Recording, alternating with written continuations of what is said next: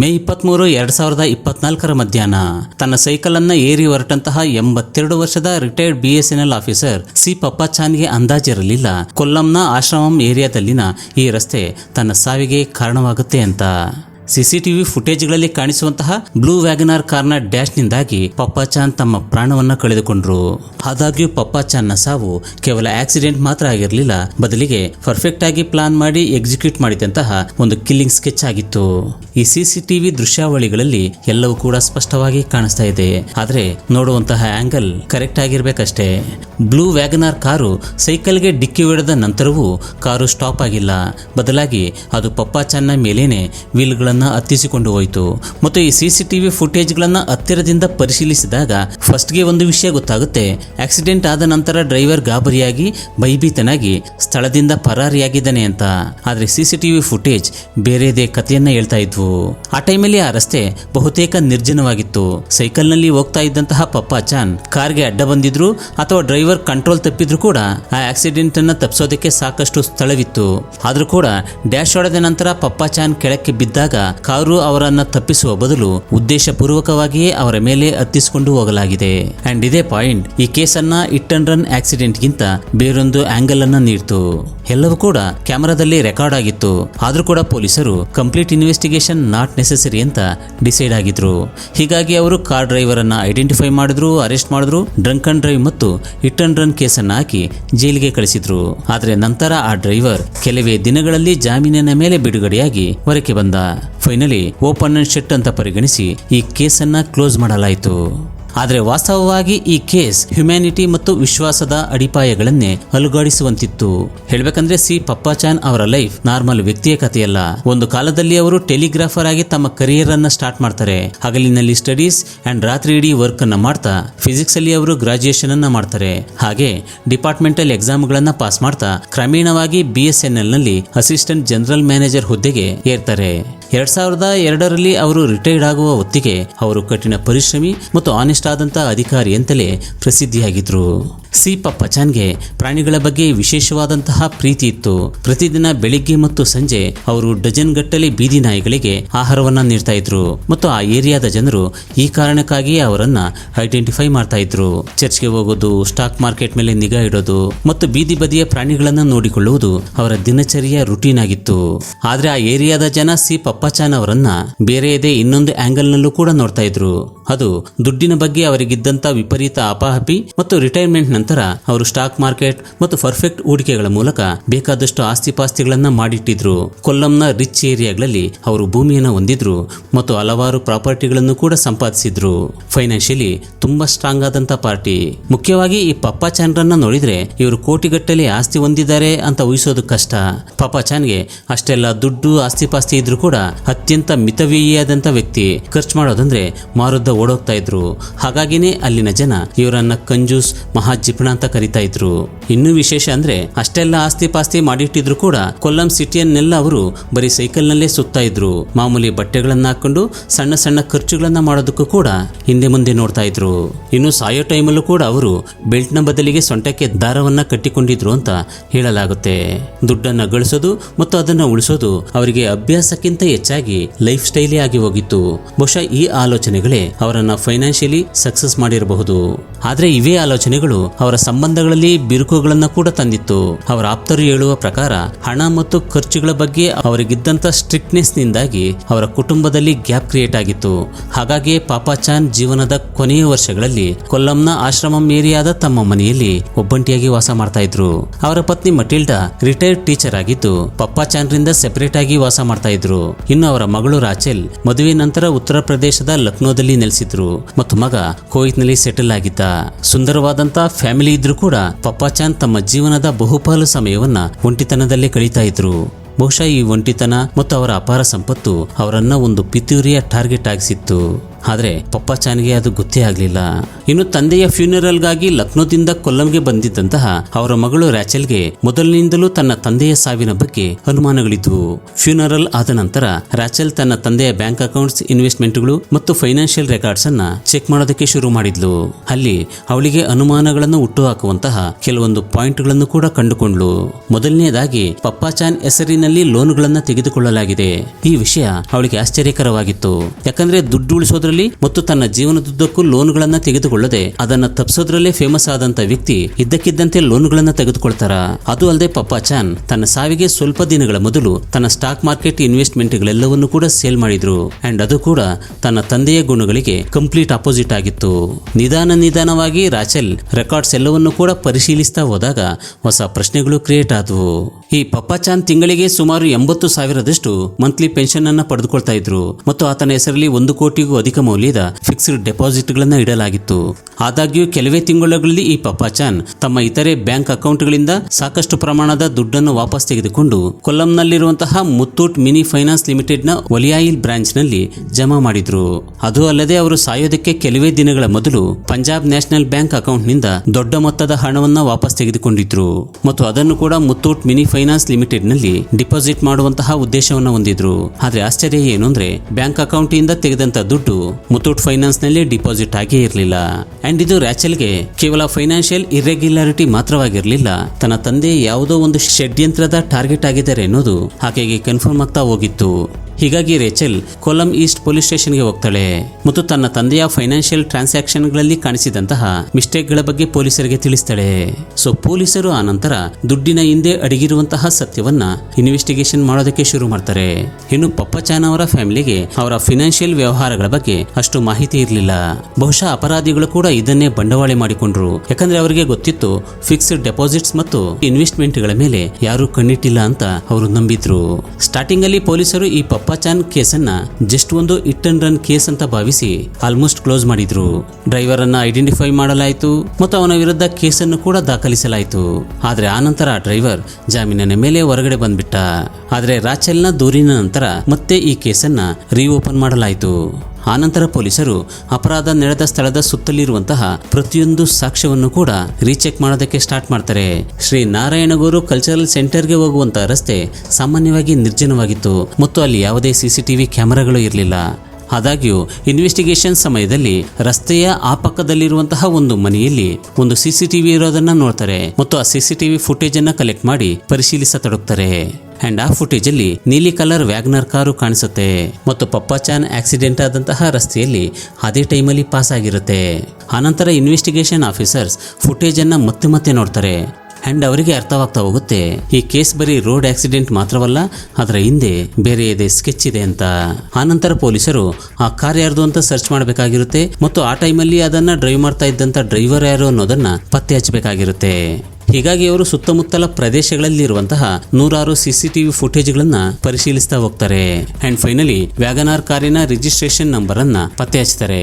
ಇನ್ನು ಆ ಕಾರು 27 ವರ್ಷದ ಆಶಿಮ್ ಅಲಿ ಅನ್ನುವಂತವನ ಹೆಸರಿನಲ್ಲಿ ರಿಜಿಸ್ಟರ್ ಆಗಿರುತ್ತೆ. ಇನ್ನೊಂದಷ್ಟು ವಿಚಾರಣೆಯ ನಂತರ ಪೊಲೀಸರಿಗೆ ಗೊತ್ತಾಗುತ್ತೆ ಈ ಕಾರನ್ನ ಆಶಿಮ್ ಅಲಿ 44 ವರ್ಷದ ಅನಿಮೋನ್ ಅನ್ನುವಂತಹ ವ್ಯಕ್ತಿಗೆ ಬಾಡಿಗೆಗೆ ಕೊಟ್ಟಿರ್ತಾನೆ. ಇನ್ನು ಆತ ಕೊಲ್ಲಂನ ಪೊಲಯತೋಡು ಏರಿಯಾದಲ್ಲಿ ಒಂದು ಚಿಕನ್ ಶಾಪ್ ಅನ್ನ ನಡೆಸ್ತಾ ಇರ್ತಾನೆ ಅಂಡ್ ಪೊಲೀಸರಿಗೆ ಇನ್ನೊಂದಷ್ಟು ವಿಷಯಗಳು ಕೂಡ ಗೊತ್ತಾಗ್ತವೆ. ಈ ಅನಿಮೋನ್ ಅನ್ನುವಂತ ವ್ಯಕ್ತಿ ಈಗಾಗಲೇ ಹಲವಾರು ಕೇಸುಗಳಲ್ಲಿ ಭಾಗಿಯಾಗಿದ್ದಾನೆ. ಆದ್ರೆ ಫೋನ್ ರೆಕಾರ್ಡ್ಸ್, ಬ್ಯಾಂಕ್ ಟ್ರಾನ್ಸಾಕ್ಷನ್ ಮತ್ತು ಡಿಜಿಟಲ್ ಎವಿಡೆನ್ಸಸ್ ಈ ಕೇಸ್ಗೆ ಇನ್ನೊಂದಷ್ಟು ಟ್ವಿಸ್ಟ್ ಅಂಡ್ ಟರ್ನ್ ಗಳನ್ನ ಕೊಟ್ಟು ಬಿಡ್ತವೆ. ಸೈಬರ್ ಟೀಮ್ ಅನಿಮೋನ್ ನ ಸಿಡಿಆರ್ ಅನ್ನ ತೆಗಿತಾರೆ. ಅದರಲ್ಲಿ ಒಂದು ವಿಷಯ ಇನ್ವೆಸ್ಟಿಗೇಷನ್ ಆಫೀಸರ್ಗಳ ಮೈಂಡ್ ಅನ್ನ ಸೆಳೆಯುತ್ತೆ. ಅದೇನಂದ್ರೆ ಪಪ್ಪಾಚಾನ್ ಆಕ್ಸಿಡೆಂಟ್ ಅಲ್ಲಿ ಸಾವನ್ನಪ್ಪಿದ ಕೇವಲ 2 ದಿನಗಳಲ್ಲಿ ಈ ಅನಿಮೋನ್ ತನ್ನ ಸಿಮ್ ಕಾರ್ಡ್ ಅನ್ನ ಬದಲಾಯಿಸಿರ್ತಾನೆ. ಸೊ ರೋಡ್ ಆಕ್ಸಿಡೆಂಟ್ ಆದ ನಂತರ ಯಾರಾದ್ರೂ ತಮ್ಮ ಸಿಮ್ ಕಾರ್ಡ್ ಅನ್ನ ಯಾಕೆ ಬದಲಾಯಿಸಬೇಕು? ಸೊ ಈ ಪ್ರಶ್ನೆಗೆ ಆನ್ಸರ್ ಅನ್ನ ಸರ್ಚ್ ಮಾಡ್ತಾ ಪೊಲೀಸ್ ಆಫೀಸರ್ಗಳು ಅನಿಮೋನ್ ಕಾಲ್ ಮಾಡಿದಂತಹ ಎಲ್ಲಾ ಫೋನ್ ನಂಬರ್ಗಳ ಹಿಸ್ಟರಿಯನ್ನ ಪಡೆದುಕೊಳ್ತಾರೆ. ಹಾಗೇನೆ ಪೊಲೀಸರಿಗೆ ಗೊತ್ತಾಗುತ್ತೆ ಈ ಅನಿಮೋನ್ ಹಲವಾರು ಬ್ಯಾಂಕ್ ಅಧಿಕಾರಿಗಳ ಜೊತೆಯಲ್ಲಿ ಸಂಪರ್ಕದಲ್ಲಿರ್ತಾನೆ ಮತ್ತು ಅದು ಕೂಡ ಈ ಪಪ್ಪಾಚಾನ್ ಡಿಪಾಸಿಟ್ ಇಟ್ಟಿರುವಂತಹ ಅದೇ ಬ್ಯಾಂಕ್ ಆಫೀಸರ್ಗಳ ಜೊತೆಯಲ್ಲಿ. ಮತ್ತಿಲ್ಲಿ ಕೇವಲ ಕಾಲ್ಸ್ ಮಾತ್ರ ಮಾಡಿರೋದಿಲ್ಲ, ಮನಿ ಟ್ರಾನ್ಸಾಕ್ಷನ್ ಆಗಿರೋದರ ಬಗ್ಗೆ ಒಂದಷ್ಟು ಎವಿಡೆನ್ಸ್ಗಳು ಸಿಗ್ತವೆ. ಅಂಡ್ ಇದು ಪೊಲೀಸರನ್ನ ಕನ್ಫ್ಯೂಸ್ ಮಾಡಿ ಹಾಕುತ್ತೆ. ಪೊಲೀಸ್ ಸ್ಟೇಷನ್ ರೆಕಾರ್ಡ್ಗಳಲ್ಲಿ ಇರುವಂತಹ ವ್ಯಕ್ತಿಯೊಂದಿಗೆ ಅಂದ್ರೆ ಒಬ್ಬ ಹ್ಯಾಬಿಚುಯಲ್ ಅಫೆಂಡರ್ ಒಂದಿಗೆ ಈ ಬ್ಯಾಂಕ್ ಅಧಿಕಾರಿಗಳಿಗೆ ಯಾವ ರೀತಿಯ ಸಂಬಂಧ ಇರಬಹುದು ಅಂತ ಪೊಲೀಸರೇ ಆಶ್ಚರ್ಯ ಪಡ್ತಾ ಇದ್ರು. ಈ ಎಲ್ಲ ವಿಷಯ ಪೊಲೀಸ್ ಆಫೀಸರ್ಗೆ ಗೊತ್ತಾದ್ರೂ ಕೂಡ ಈ ಅನಿಮೋನ್ ಅನ್ನುವಂತಹ ವ್ಯಕ್ತಿ ಮೇ 2ನೇ ವಾರದಿಂದ ಒಂದು ನಿರ್ದಿಷ್ಟ ಫೋನ್ ಸಂಖ್ಯೆಯೊಂದಿಗೆ ನಿರಂತರವಾಗಿ ಕಾಂಟ್ಯಾಕ್ಟ್ ಅಲ್ಲಿದ್ದಾನೆ. ಹಾಗಾಗಿ ಆ ಫೋನ್ ನಂಬರ್ ಯಾರ್ದು ಅಂತ ನೋಡಿದಾಗ ಅದು ಒಬ್ಬ ಮಹಿಳೆಯ ಫೋನ್ ನಂಬರ್ ಆಗಿತ್ತು. ಆ ನಂಬರ್ ಮುತ್ತೂಟ್ ಮಿನಿ ಫೈನಾನ್ಸ್ ನ ಓಲೇಯಲ್ ಶಾಖೆಯ 46 ವರ್ಷದ ಮ್ಯಾನೇಜರ್ ಸರಿತಾ ಅವರದ್ದಾಗಿತ್ತು. ಹಾಗೆ ಇನ್ವೆಸ್ಟಿಗೇಷನ್ ಮಾಡ್ತಾ ಹೋದಾಗ ಈ ಸರಿತಾ ಮತ್ತು ಅನಿಮೋನ್ನ ಪರಿಚಯ 5 ವರ್ಷಗಳಷ್ಟು ಹಳೆಯದಾಗಿತ್ತು. ಒಂದು ಫೈನಾನ್ಸ್ ಕಂಪನಿಯಲ್ಲಿ ಕೆಲಸ ಮಾಡ್ತಾ ಇರಬೇಕಾದ್ರೆ ಈ ಸರಿತಾ ಲೋನ್ ಡಿಫಾಲ್ಟರ್ಗಳಿಂದ ಗಾಡಿಗಳನ್ನ ವಾಪಸ್ ತರಬೇಕಾದಂತ ಕೆಲಸದಲ್ಲಿ ಈ ಅನಿಮೋನ್ನ ಸಹಾಯವನ್ನ ಪಡೆದುಕೊಂಡಿದ್ಲು ಮತ್ತು ಅವತ್ತಿನಿಂದ ಇಬ್ಬರು ಕೂಡ ಪರಿಚಿತರಾಗಿದ್ರು. ಆದ್ರೆ ಪೊಲೀಸರಿಗೆ ಎದುರಾಗಿದ್ದಂತಹ ಶಾಕಿಂಗ್ ಕ್ವಶನ್ ಏನು ಅಂದ್ರೆ ಒಬ್ಬ ಬ್ಯಾಂಕ್ ಮ್ಯಾನೇಜರ್ ರೌಡಿ ಶೀಟರ್ನೊಂದಿಗೆ ಇದ್ದಕ್ಕಿದ್ದಂತೆ ಯಾಕೆ ಕಾಂಟ್ಯಾಕ್ಟ್ ಮಾಡಿದ್ರು ಅಂತ. ಅಂಡ್ ಇದೇ ಕ್ವಶನ್ ನಲ್ಲಿ ಈ ಪಪ್ಪಚ್ಚನ್ನ ಸಾವಿನ ಸತ್ಯ ಅಡಗಿರಬಹುದು ಅಂತ. ಹಾಗಾಗಿ ಈ ಪ್ರಶ್ನೆಗೆ ಉತ್ತರವನ್ನ ಹುಡುಕ್ಬೇಕಂದ್ರೆ ನಾವು ಈ ಕೇಸಲ್ಲಿ 6 ತಿಂಗಳು ಹಿಂದಕ್ಕೆ ಹೋಗ್ಬೇಕಾಗತ್ತೆ. ಯಾಕಂದ್ರೆ ಈ ಪಪ್ಪಚ್ಚನ್ನ ಕೊಲೆಗೆ ಸುಮಾರು 6 ತಿಂಗಳ ಹಿಂದೆನೆ ಸ್ಕೆಚ್ ಶುರುವಾಗಿತ್ತು. ಆ ಟೈಮಲ್ಲಿ ಮುತ್ತೂಟ್ ಮಿನಿ ಫೈನಾನ್ಸ್ ನ ಓಲಾಯಲ್ ಬ್ರಾಂಚ್ ನಲ್ಲಿ ಬ್ಯಾಂಕ್ ಮ್ಯಾನೇಜರ್ ಆಗಿ ಸರಿತಾ ಇದ್ರೆ ಅನೂಪ್ ಅನ್ನುವಂತಹ ವ್ಯಕ್ತಿ ಫೀಲ್ಡ್ ಎಕ್ಸಿಕ್ಯೂಟಿವ್ ಆಗಿದ್ದ. ಈ ಫೀಲ್ಡ್ ಎಕ್ಸಿಕ್ಯೂಟಿವ್ ಗಳ ಕೆಲಸ ಏನು ಅಂದ್ರೆ ಹೊಸ ಕಸ್ಟಮರ್ ಗಳನ್ನ ಬ್ಯಾಂಕ್ಗೆ ಕರ್ಕೊಂಡು ಬರೋದು ಮತ್ತು ಡಿಪಾಸಿಟ್ ಮಾಡುವಂತಹ ಕಸ್ಟಮರ್ ಗಳಿಗೆ ಹೆಚ್ಚಿನ ಬಡ್ಡಿ ಮತ್ತು ಲಾಭಗಳ ಭರವಸೆಯನ್ನ ನೀಡಿ ಅವರ ಮುತ್ತೂಟ್ ಫೈನಾನ್ಸ್ ಕಂಪನಿಯಲ್ಲಿ ಇನ್ವೆಸ್ಟ್ ಮಾಡುವಂತೆ ಮನವೊಲಿಸೋದಾಗಿತ್ತು. ಸೊ ಅದೇ ಟೈಮಲ್ಲಿ ಇವರಿಬ್ಬರ ದೃಷ್ಟಿ ಪಪ್ಪಚ್ಚನ್ನ ಮೇಲೆ ಬಿತ್ತು. ಬ್ಯಾಂಕ್ ಮ್ಯಾನೇಜರ್ ಸರಿತಾ ಮತ್ತು ಫೀಲ್ಡ್ ಎಕ್ಸಿಕ್ಯೂಟಿವ್ ಅನೂಪ್ ಹಲವಾರು ಬಾರಿ ಪಪ್ಪಚ್ಚನ್ ಅವರನ್ನ ಭೇಟಿಯಾಗಿದ್ರು. ಇನ್ಫ್ಯಾಕ್ಟ್ ಸರಿತಾ ಹಲವಾರು ಬಾರಿ ಪಪ್ಪಚ್ಚನ್ ಅವರ ಮನೆಗೆ ಆಗಾಗ ಭೇಟಿ ಕೊಟ್ಟಿದ್ಲು ಮತ್ತು ಆತನ ವಿಶ್ವಾಸವನ್ನ ಗಳಿಸೋದ್ರಲ್ಲಿ ಯಶಸ್ವಿಯಾಗಿದ್ಲು. ಯಾಕಂದ್ರೆ ಅವರಿಬ್ಬರಿಗೂ ಕೂಡ ಗೊತ್ತಿತ್ತು ಈ ಪಪ್ಪಚ್ಚನ್ ನಾರ್ಮಲ್ ಕಸ್ಟಮರ್ ಏನೂ ಅಲ್ಲ, ಆತನಿಗೆ ಕೋಟ್ಯಾಂತರ ರೂಪಾಯಿಗಳ ಆಸ್ತಿ ಇದೆ ಮತ್ತು ಸ್ಟಾಕ್ ಮಾರ್ಕೆಟ್ಗಳಲ್ಲಿ ಹಲವಾರು ಹೂಡಿಕೆಗಳನ್ನ ಮಾಡಿರುವಂತಹ ಒಬ್ಬ ರಿಟೈರ್ಡ್ ವ್ಯಕ್ತಿ ಅನ್ನೋದು ಅವರಿಗೆ ಚೆನ್ನಾಗಿ ಗೊತ್ತಿತ್ತು. ಅಂಡ್ ಈ ತರದ ಭೇಟಿಗಳಲ್ಲೇ ಸರಿತಾ ಇನ್ನೊಂದು ವಿಷಯವನ್ನು ಕೂಡ ಗಮನಿಸಿದ್ಲು. ಈ ಪಪ್ಪಚ್ಚನ್ ಅನ್ನುವಂಥ ವ್ಯಕ್ತಿ ತನ್ನ ಫ್ಯಾಮಿಲಿಯನ್ನ ಬಿಟ್ಟು ತನ್ನ ಜೀವನದ ಬಹುಪಾಲು ಭಾಗವನ್ನ ಒಬ್ಬಂಟಿಯಾಗಿ ಕಳೀತಾ ಇದ್ದಾರೆ ಅಂತ. ಅವರು ಹೆಂಡತಿಯಿಂದ ಸೆಪರೇಟ್ ಆಗಿದ್ರು, ಮಗ ಕುವೈತಲ್ಲಿದ್ದ ಮತ್ತು ಮಗಳು ಉತ್ತರ ಪ್ರದೇಶದ ಲಕ್ನೋದಲ್ಲಿ ಸೆಟ್ಲ್ ಆಗಿದ್ಲು. ಹೀಗಾಗಿ ಪಪ್ಪಚ್ಚನ್ ಅವರ ಡೈಲಿ ಲೈಫ್ ಅನ್ನ ನೋಡ್ಕೊಳ್ಳೋದಕ್ಕೆ ಮತ್ತು ಅವರ ಫೈನಾನ್ಷಿಯಲ್ ಡಿಸಿಷನ್ ಗಳನ್ನ ಕ್ವಶನ್ ಮಾಡೋದಕ್ಕೆ ಅವರಿಗೆ ಹತ್ತಿರವಾದವರಂತ ಯಾರು ಕೂಡ ಇರಲಿಲ್ಲ. ಪಪ್ಪಚ್ಚನ್ ಅವರ ವಿಶ್ವಾಸವನ್ನ ಗಳಿಸಿದ ನಂತರ ಸರಿತಾ ಮತ್ತು ಅನೂಪ್ ನೀವು ಬೇರೆ ಕಡೆ ಇನ್ವೆಸ್ಟ್ ಮಾಡಿರುವಂತಹ ದುಡ್ಡನ್ನ ನಮ್ಮ ಫೈನಾನ್ಸ್ ನಲ್ಲಿ ಇನ್ವೆಸ್ಟ್ ಮಾಡಿದ್ರೆ ಸಾಕಷ್ಟು ಬಡ್ಡಿ ಬರುತ್ತೆ ಮತ್ತು ಒಳ್ಳೆ ಪ್ರಾಫಿಟ್ ಅನ್ನ ಪಡ್ಕೊಳ್ಬಹುದು ಅಂತ ಆತನ ಮನವೊಲಿಸೋದಕ್ಕೆ ಪ್ರಾರಂಭ ಮಾಡ್ತಾರೆ. ಪಪ್ಪಚ್ಚನ್ ಯಾವಾಗಲೂ ಕೂಡ ದುಡ್ಡಿನ ವಿಷಯದಲ್ಲಿ ತುಂಬಾ ಕೇರ್ ತಗೊಳ್ತಾ ಇದ್ರು. ಆದರೆ ಒಳ್ಳೆ ಇಂಟ್ರೆಸ್ಟ್ ಮತ್ತು ಪ್ರಾಫಿಟ್ ಕೊಡ್ತೀನಿ ಎಂದಿದ್ದರಿಂದಾಗಿ ತನ್ನ ದುಡ್ಡನ್ನ ಮುತ್ತೂಟ್ ಫೈನಾನ್ಸ್ ನಲ್ಲಿ ಹೂಡಿ ಒಂದೊಳ್ಳೆ ಪ್ರಾಫಿಟ್ ಅನ್ನ ಪಡ್ಕೊಳ್ಳೋದಕ್ಕೆ ಮುಂದಾದ್ರು. ಆದ್ದರಿಂದ ಕ್ರಮೇಣ ಅವರು ಬೇರೆ ಬೇರೆ ಬ್ಯಾಂಕ್ ಅಕೌಂಟ್ಗಳಿಂದ ಮತ್ತು ಇನ್ವೆಸ್ಟ್ಮೆಂಟ್ಗಳಿಂದ ಹಣವನ್ನು ವಾಪಸ್ ತೆಗೆದುಕೊಂಡು ಬಂದು ಮುತ್ತೂಟ್ ಮಿನಿ ಫಂಡ್ ನಲ್ಲಿ ಇನ್ವೆಸ್ಟ್ ಮಾಡೋದಕ್ಕೆ ಶುರು ಮಾಡ್ತಾರೆ. ಬಹುಶಃ ಪಪ್ಪಚ್ಚನ್ ತಮ್ಮ ಲೈಫ್ನ ಸೇವಿಂಗ್ಸ್ ಅನ್ನ ಮತ್ತಷ್ಟು ಹೆಚ್ಚಿಸ್ಕೊಳ್ತಾ ಇದ್ದೀನಿ, ಇನ್ನೊಂದಷ್ಟು ಪ್ರಾಫಿಟ್ ಅನ್ನ ಗಳಿಸ್ತೀನಿ ಅಂತ ಭಾವಿಸಿರಬಹುದು.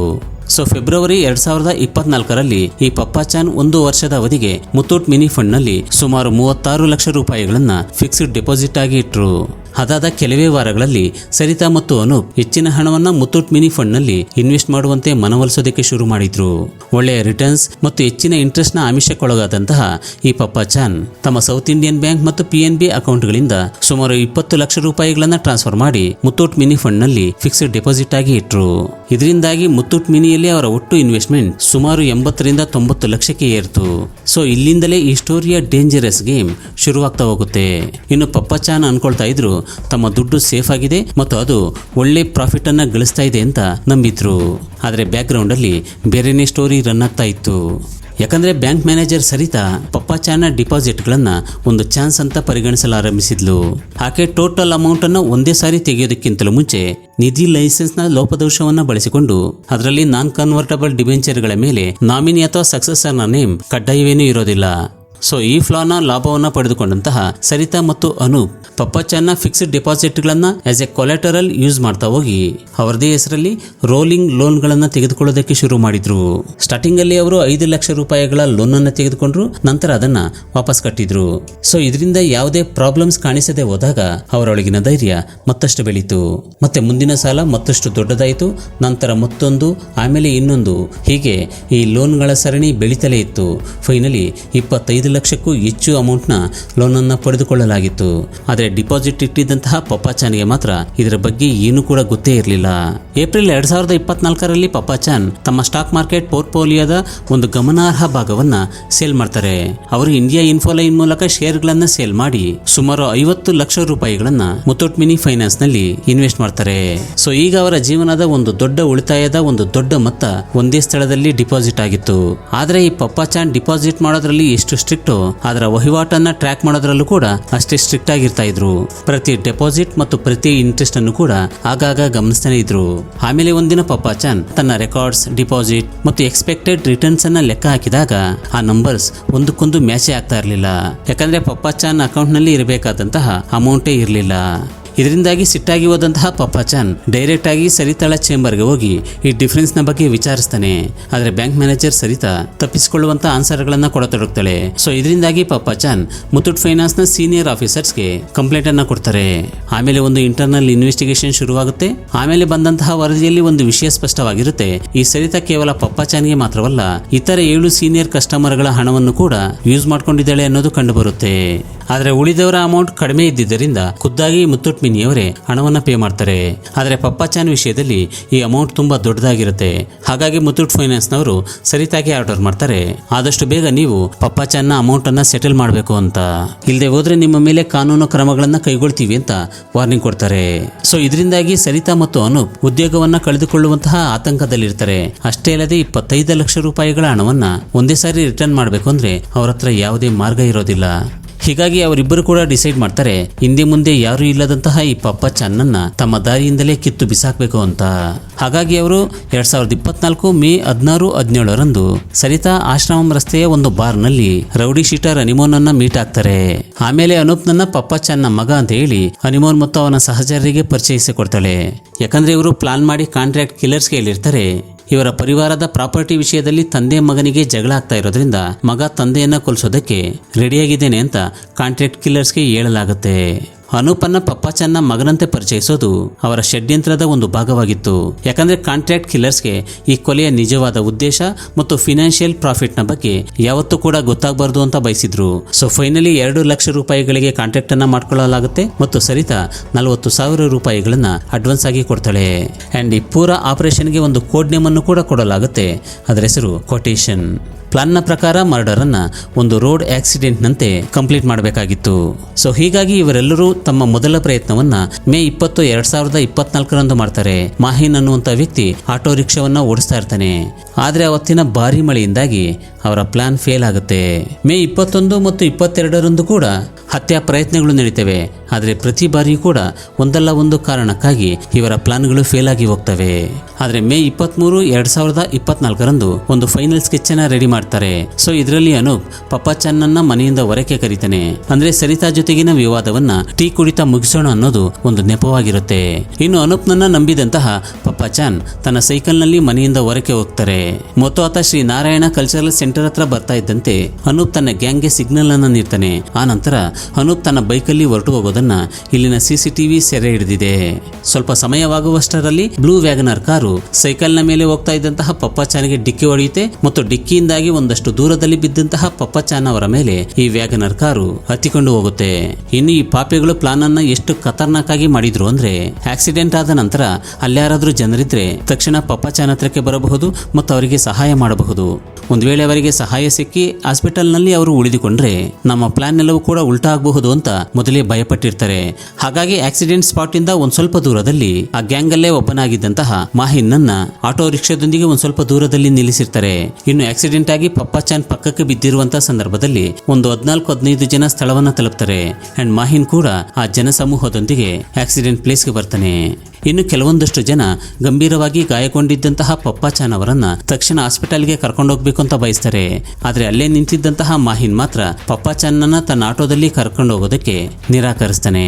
ಮತ್ತು ಅವನು ಸುಳ್ಳನ್ನು ಹೇಳ್ತಾನೆ, ನಾನು ಎಮರ್ಜೆನ್ಸಿ ನಂಬರ್ಗೆ ಕಾಲ್ ಮಾಡಿದ್ದೀನಿ, ಆಂಬ್ಯುಲೆನ್ಸ್ ಆದಷ್ಟು ಬೇಗ ಬರುತ್ತೆ ಅಂತ ಹೇಳ್ತಾನೆ.